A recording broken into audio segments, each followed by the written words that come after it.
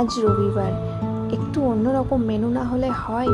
তাই সকালে ডালিয়া সবজি দিয়ে ডালিয়ার খিচুড়ি, শেষে একটু ঘি দিয়ে দিলাম। আর অন্যদিকে ভাত বসিয়ে দিয়েছি। সকালে মাম্মামকেও একটু ডালিয়া দেবো ভেবেছি। আমরা ডালিয়া আর ডিমের অমলেট সবাই। আর এই যে মাম্মামকে একটু ডালিয়া দিয়েছি, মাম্মাম তো একটুও খায়নি। তো কিছুক্ষণ পর ওকে আমি লেবুর রসটা দিয়ে দিলাম, কারণ ও একটুও ডালিয়া খায়নি। আর তারপরে তো ভাত খাবেই না, এটা জানা কথা, একবার যখন না করেছে।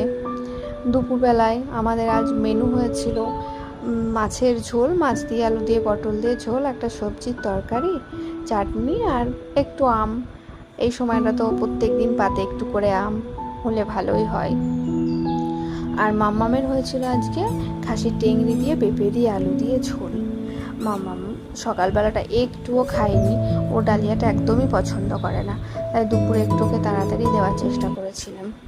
এখন ওকে খাওয়ানো তো 1-1.5 ঘন্টার ব্যাপার। এই যে এখন এমন দুষ্টুমি করবে, এখন ওর বায়না হয়েছে ফোন দেখবে। তাই মানে না, ফোন টোন এটা সেটা দেখা হবে না, তুমি নিজেকেই দেখো তুমি কেমন করে খাচ্ছ।